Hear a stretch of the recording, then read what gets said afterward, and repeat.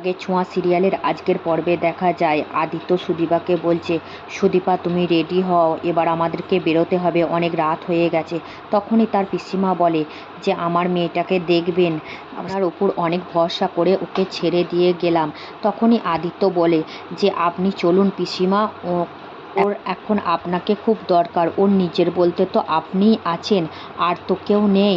ও এখন আপনার কাছে কমফোর্টেবল বোধ করবে, আপনি আমাদের সঙ্গে চলুন, ও যখন একটু সামলে যাবে তখন আবার চলে আসবেন। তারপরেই সুদীপা এবং আদিত্য সবাই বাইরে চলে আসে গাড়ির কাছে, এবং গ্রামের লোক আদিত্যর কাছে অনুরোধ করে, মেয়েটা খুব ভালো, আপনি খুব ভালো মেয়ে পেয়েছেন, ওকে খেয়াল রাখবেন, ভালো রাখবেন। আমাদের গ্রামের একমাত্র মেয়ে সুদীপা, আমাদের গর্ব, ওর বাবাটা যে অকালে মরে গেল, মা হারা, ওকে যত্নে রাখবেন। তখনই সুদীপার তার বাবার সাথে কাটানো স্মৃতিগুলো মনে পড়ে, এই বাড়িতে যে কত সুন্দর মুহূর্ত কাটিয়েছে তার বাবার সঙ্গে, বাবার পিঠে চেপে চেপে ঘোড়া খেলেছে, বাবার সেই আবেগপ্রবণ দৃশ্যগুলো বাড়ি ছাড়ার সময় তার চোখের সামনে ভেসে ওঠে, এবং কাঁদতে কাঁদতে সে গাড়িতে ওঠে এবং বলে যে বাবা আমি এখান থেকে চলে গেলাম, তুমি যেটা চেয়েছিলে সেটাই হলো। অন্যদিকে দেখা যায় দীপার পুরনো শত্রু এই মুখার্জি এখনো পর্যন্ত বেঁচে আছে।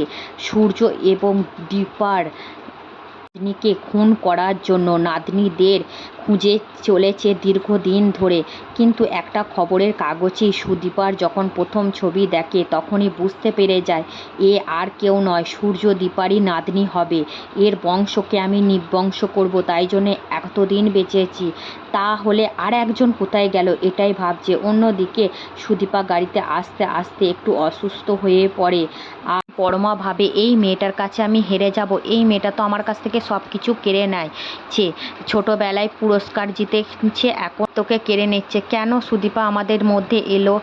তখনই সুদীপা মাথা ঘুরে পরমার গায়ে পড়ে যায় অসুস্থ হয়ে।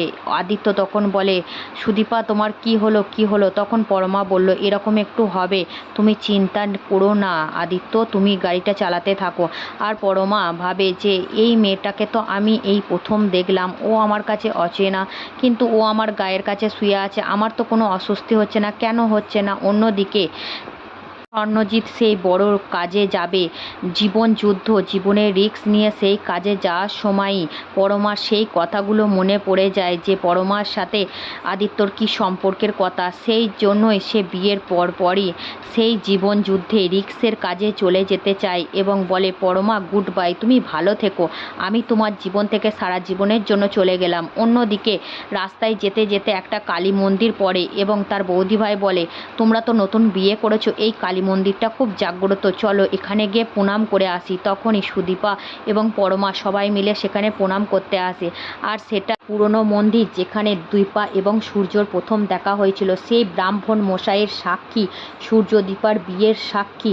তখনই পরমা কালী মায়ের কাছে আসে, বলে যে মা আমি তোমার কাছে কি চাইবো আমি জানি না, শুধু একটা কথাই বলি, আমার মনে শান্তি দাও, সকলকে ভালো রেখো, আমার তোমাকে চাওয়ার মতন আর কিছু নেই, আমি দিক বিদিক শূন্য, আমার সর্বস্ব শেষ হয়ে গেছে, তবু বলি মনের শান্তিটাই দাও, আর কিছু বলবো না মাগো, তুমি সবার ভালো করো, আমার কি আর ভালো করবে, আমার তো ভালো কিছু করারই নেই তোমার কাছে। তখনই সুদীপা মায়ের কাছে আসে, আর ব্রাহ্মণ মশাই তাকে দীপা বলে ভুল করে, বলে দীপা তুই এখানে এসছিস, তোর তো আসার কথা। তখনই সে মা কালীকে বলে, মাগো তোমার সেই পরম ভক্ত মেয়ে এসছে, তুমি আজকে চিনতে পারছো মা, তুই যে এতদিন পর আসতে পারবি দীপা আমি ভাবতেও পারিনি, তুই কোথায় ছিলিস এতদিন, তুই এই বুড়ো বাবাটাকে ভুলে গিয়েছিলিস, আমি জানতাম তুই আসবি, আজ তুই এখানে এসছিস, তোর মাও খুশি আর আমিও খুশি। এইসব কথা শুনে সুদীপা প্রচণ্ড চমকে যায়, আর সুদীপা বলে, আমি দীপা নয়, আমি সুদীপা। তখনই ভন মশাই বলে ওঠে, তুই আমার সাথে মজা করছিস মা, তুই তো দীপা, তুই তো এখানে কতবার এসছিস ডাক্তারবাবুর সঙ্গে, তুই আজকে আমাকে চিনতে পারছিস না কেন? তখন সুদীপা বলে, না আমি সারা জীবনে কখনোই এখানে আসিনি। চিনি। এই আমি প্রথমবার কলকাতায় পা দিলাম আর আমি এখানে ডাক্তারি পড়তে এসছি।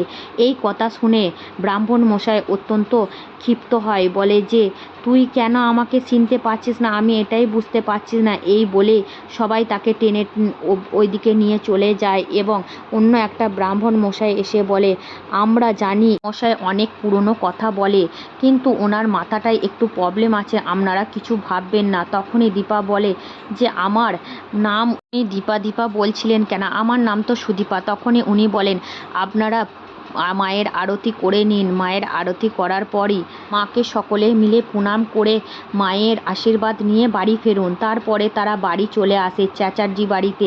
আর সেখানে তার বড় মা বলে, বড় মাকে জিজ্ঞেস করে, তার ভাই বোনদের জিজ্ঞেস করে, আদিত্য কোথায়? আদিত্য এখনও এলো না, কাল থেকে বলছিস আদিত্য আসবে আসবে, এখনও পর্যন্ত এলো না, তোরা কি হয়েছিল, তোরা ফোন ধরছিলিস না? তখনই সুদীপা এবং আদিত্য দরজার সামনে এসে দুজনাই উপস্থিত হয়। আর এই দৃশ্যটা দেখে বড়মা অত্যন্ত অবাক হয়ে পড়ে।